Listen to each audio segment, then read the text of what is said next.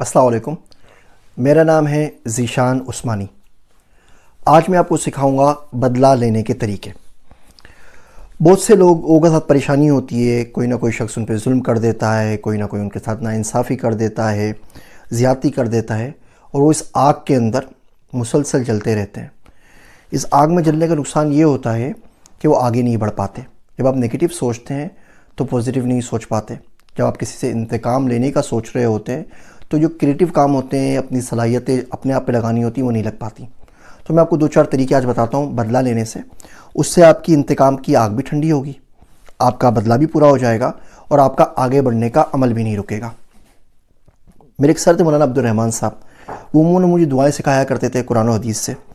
تو ایک دن دل بڑا دکھا ہوا تھا، میں کہا مولانا صاحب کوئی اچھی سی موٹی سی دعا بتائیں، مانگوں سامنے والا کا بیڑا غرق ہو جائے، بدلہ پورا ہو جائے، تو کیا کروں؟ تو انہوں نے مجھ سے کہا کہ بیٹا چپ سے بڑی بد دعا کوئی نہیں ہے۔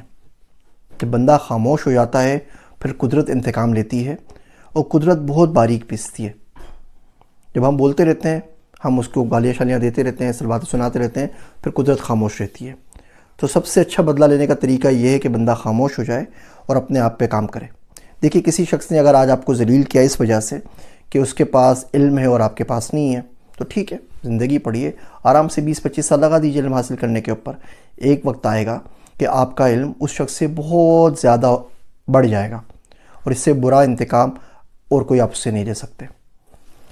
کوئی شخص آپ کو ذلیل کرتا ہے تو آپ خاموش ہو جائیے۔ کسی بھی شخص سے بدترین انتقام کسی کمپنی یا شخص سے آپ جو لے سکتے ہیں وہ یہ ہے کہ اسے فیڈ بیک نہ دیجیے، اس کو بتائیے نہیں ہے، اس کو کرٹیسائز نہ کیجیے، تنقید نہ کیجیے، اسے بتائیے نہیں کہ کیا غلط کر رہا ہے۔ ایک نہ ایک دن سیر کو سوا سیر کوئی نہ کوئی بندہ اس کو ٹکرائے گا جو اگلا پچھلا سارا حساب لے لے گا۔ آپ صرف یہ دیکھ لیا کریں کہ جس سامنے والے بندے سے آپ کو تکلیف پہنچی ہے اس کا اللہ سے کیسا تعلق ہے۔ اگر تو اس سے اللہ کا تعلق قریب ہے تو اپنے آپ پہ غور کرنا چاہیے کہ آپ کہاں غلط ہے، اور اگر بالفرض محال وہ غلط ہے بھی تو آپ کے چھوٹے سے نقصان کی وجہ سے اللہ اپنا دوست آپ کے حوالے نہیں کرے گا۔ تو اسے معاف کر دیجئے، دعا کیجئے، کہیں نہ کہیں اور سے انشاءاللہ تعالیٰ اللہ سبحانہ و تعالیٰ آپ کو کمپنسیٹ کر دیں گے۔ اگر اس کا اللہ سے کوئی تعلق نہیں ہے تب بھی خاموش ہو جائیے۔ جس دن قدرت انتقام لے گی آپ کا بدلہ برابر میں پورا ہو جائے گا۔ آپ عموماً دیکھتے ہیں ایک شخص نے آپ کے ساتھ بڑی زیادتی کی، آپ کی پیٹھ میں چھرا گھونپا، اور وہ آگے سے آگے بڑھ رہا ہے، روز پہ روز اس کی ترقی ہو رہی ہے، وہ آگے سے آگے بڑھ رہا ہے، اسے نہ بخار ہو رہا ہے، نہ اس کی گاڑی کو نقصان ہو رہا ہے، نہ بیوی بچوں کو کچھ ہو رہا ہے، وہ ترقی کرتا چلا جا رہا ہے۔ یقین جانیے کبھی گمانے اس بات کا کہ قدرت نے اس کی رسی ڈھیلی کی ہوئی ہے، اس کو چھوڑ دیا کہ جو چاہے کر، ایک دفعہ حصہ برابر ہو جائے گا، دنیا میں بھی اور آخرت میں بھی۔ ٹائم لگتا ہے، 3 سال، 5 سال، 10 سال، 20 سال، 50 سال، 100 سال ٹائم لگتا ہے، بدلہ اتنا ایک دن آپ کا برابر ہو جائے گا۔ قرآن شریف میں آتا ہے فَقُطِعَ دَابِرُ الْقَوْمِ الَّذِينَ ظَلَمُوا وَالْحَمْدُ لِلَّهِ رَبِّ الْعَالَمِينَ۔ اللہ سبحانہ و تعالیٰ نے ظالموں ان کی جڑ سے اکھاڑ لیا، اور اللہ بڑا رحم کرنے والا ہے۔ اور بڑی عجیب بات ہے کہ سزا کی بات ہو رہی ہے اور رحم کی بات ہو رہی ہے۔ کچھ لوگ اتنے ظالم ہوتے ہیں کہ ان کا بالکل کام تمام کر دینا ہی رحم ہوتا ہے، اور وہ رحم ہوتا ہے، اس کی فکر نہ کریں۔ اب دیکھیے نا، اللہ کے نبی صلی اللہ علیہ وسلم طائف کے اندر کیا دعا مانگی کہ اللہ سبحانہ و تعالیٰ آپ مجھے کن لوگوں کے حوالے کر دیتے ہیں؟ یہ بول دینا چاہیے کہ اللہ میاں میں کمزور ہوں تو مجھے قوی کر، میں ذلیل ہوں تو مجھے عزت دے، میں فقیر ہوں تو مجھے غنی کر دے۔ اے اللہ پاک میں ذلیل ہوں تو مجھے عزت دے، میں ضعیف ہوں تو مجھے قوی کر دے، میں فقیر ہوں تو مجھے غنی کر دے۔ اللہ ضرور سنتا ہے۔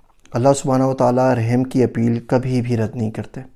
جو ظلم ہوتا ہے نا، اس کی یادداشت بہت اچھی ہوتی ہے، یہ ہمیشہ پلٹ کے اس گھر میں واپس آتا ہے جہاں سے چلا ہوتا ہے، ہمیشہ پلٹ کے اس دل میں آتا ہے جہاں سے چلا ہوتا ہے۔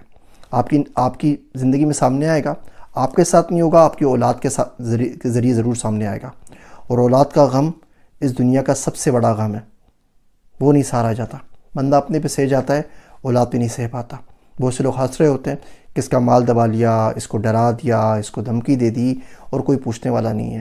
بہت جلد کسی نہ کسی طریقے سے اس پہ ضرور آتا ہے۔ اگر آپ جانور کے اوپر ظلم کرتے ہیں نا، قدرت اس کا بھی انتقام لے لیتی ہے، وہ بھی نہیں چھوڑتی۔ انسان تو بہت دور کی بات ہے، مسلمان مومن تو بہت دور کی بات ہے۔